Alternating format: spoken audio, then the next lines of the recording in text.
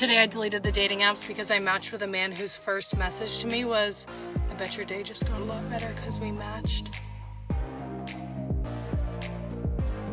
Disclaimer, this video was made for strictly comedic/artistic purposes. No offense is intended towards any individual featured in this video. Hey everyone, today we have a hot topic that's sure to grab your attention.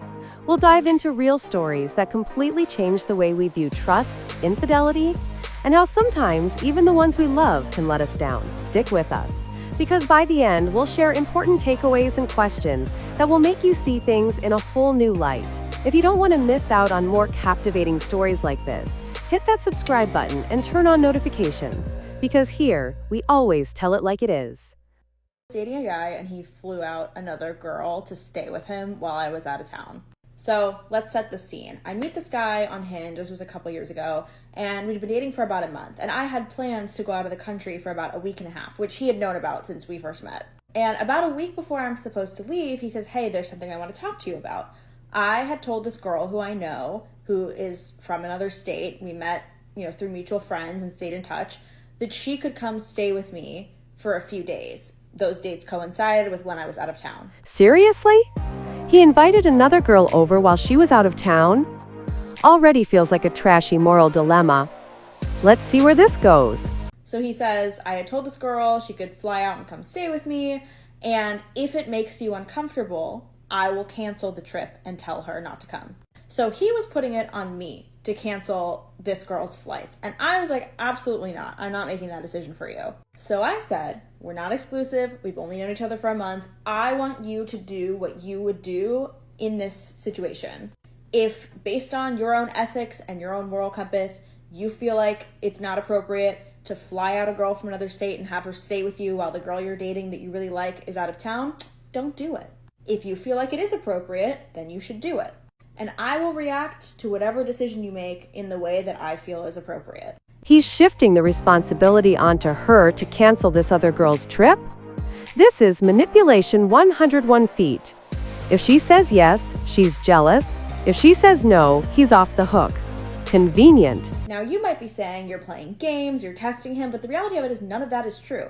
I want to know the morals, the ethics, the behavior of the person I'm dating without me having to dictate that for them. So if you're the kind of person who wants to fly out a girl from another state and have her stay with you while the girl you like is out of town, maybe we're not compatible, but I don't want to have to tell you not to do that. Not my responsibility.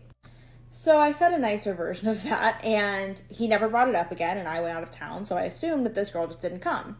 And for a bunch of different reasons, I end up coming back from my trip like 2 or 3 days early.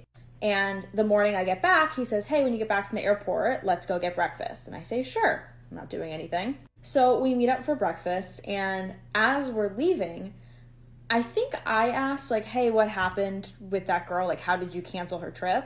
Because he hadn't said anything about it, so I was assuming that she didn't come. And he said, "Oh, I didn't. She ended up coming and staying with me." And I said, "Oh, when did she leave?" And he says, "She hasn't left. I'm going back to my house right now to drop her off at the airport." So he left this girl who flew out to stay with him to have breakfast with me. She doesn't want to dictate his actions. She prefers to see his moral boundaries. But the question is, does he even have any? Hold on, folks, this is about to blow up. And then told me about it. And then when I said, "Are you out of your mind?" he said, "I thought you would be flattered that I left her to hang out with you." So, yeah, I don't know. It's giving psycho. And then it turns out he met her for breakfast while the other girl was still at his place. Is this some new level of toxicity where he expects her to appreciate his attention? But I say all that because you don't necessarily need to dictate someone's behavior, especially in early dating. Let them show you who they are. Let them show you how they treat people they're dating, because that gives you all the information you need. Her takeaway at the end is pure gold. You don't need to control every step of someone. Let them show their true nature, because then you'll see who you're really dealing with. Better to know sooner than later. This guy definitely showed his best side. Stories like this make it clear. If you're questioning a partner's behavior, maybe they're just not the right one for you. You locked the door?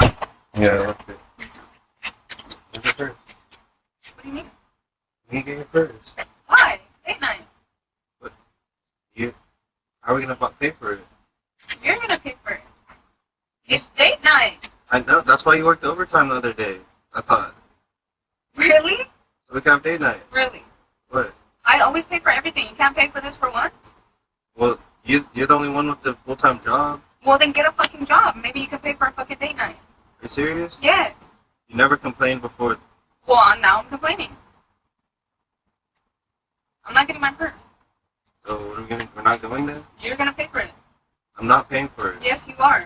Bro, I've been looking for a job. I don't even like. Guys, if you want to find out if your partner's cheating on you, this is a good test to try. Of course, this isn't foolproof, but it's a good test to try, okay? And this applies to both men and women. Married and not married, okay? So one day, say you're in the kitchen with your partner, okay? Just tell your partner that a mutual friend has been cheated on recently and observe their reaction. If they respond quickly with concern, disgust, and surprise, like I can't believe that person would do that person dirty like that, you're good to go. You're fine. But if your person gives you like a blank stare and they're clearly thinking, chances are they're thinking of their affair and they're thinking of their scenario and if maybe they'll get caught. Now, again, this isn't guaranteed, but it's a very good test. And I'm speaking from experience, so try that out, and hopefully your person passes the test. Damn! Interesting method, although, of course, it doesn't guarantee anything 100%. Imagine you're in the kitchen, pretending to casually drop, "I heard our mutual friend got caught cheating." The reaction of your partner at that moment can reveal a lot. If they immediately respond with genuine outrage or surprise, you can breathe easy. But if they freeze, like they're thinking it over, that's when suspicions may start to arise. However, it's important to remember that not everything is so clear-cut. Some people might just be unsure how to react to such an unexpected turn. So friends, whether to use this test or not is up to you. But always remember that trust in relationships isn't built on surprise checks, but on openness and mutual respect.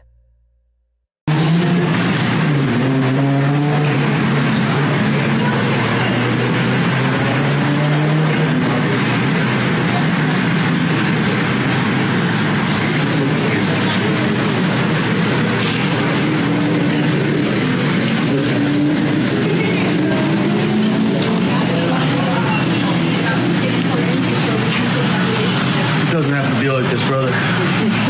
Oh, we're all good. We're good? Yeah, we love it. It doesn't have to be like this, We're brother. having so much fun. It can be better, man.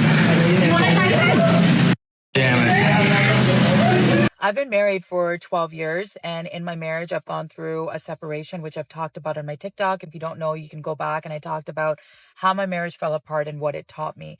But the one lesson that I wanted to share that I've learned after going through the separation with my husband, and we're still together, is that I've realized that you can do everything on your own. Like I had this theory or like this, constant need of certain things that I just didn't feel like I could do. Like when we went through the separation, it made me realize how dependent we become in a marriage, right? Because we both start relying on each other for certain things. And I think that is conducive and that is good for a marriage.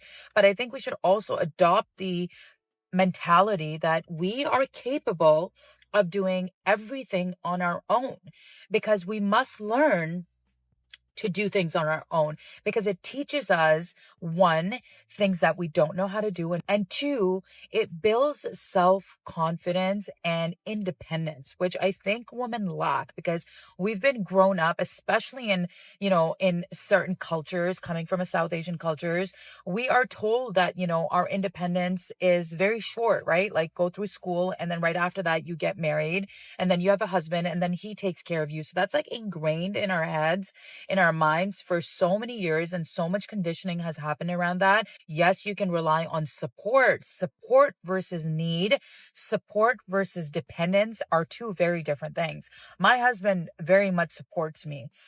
But after the separation, I've also made it very clear that I am not dependent. I'm not dependent on you for anything. I have survived on my own, and I can survive. I continue to survive on my own. And the only way I learned that is going through a separation. Yes, I want a strong support system, but I do not depend and rely on anyone, because I am an independent and strong woman that can pick herself back up when she falls. Interesting situation, but let's look at it from a different angle. She talks about how dependence emerged in her marriage, and now she's trying to justify her sense of independence through separation. But imagine for a moment that you're the one building the relationship. How would you feel if your partner suddenly decided that all your support was just a means for them to become dependent on you? In relationships, we're both dependent on each other, and that's perfectly normal. If you've ever thought about starting your own business or taking on greater responsibility, you may have noticed how important it is to have support, even if you want to be independent. But what if your partner started seeing your help as a limitation of their freedom? That wouldn't cause frustration. It would be a misunderstanding, right? After all, love and support are what bring people together, not what restricts them. She claims that now she's not dependent on her husband, and that's her victory. But imagine you're working on something important, and the people walking beside you start telling you that you shouldn't expect anything from anyone. And that's okay, but it's in support that we learn and grow. Most likely, her perception of independence turns relationships into something devoid of freedom. But think about it. How would you feel if your involvement in someone's life was seen as a burden? That's not the best approach. Ideally, support should be mutual, not perceived as shackles. Let's think about it.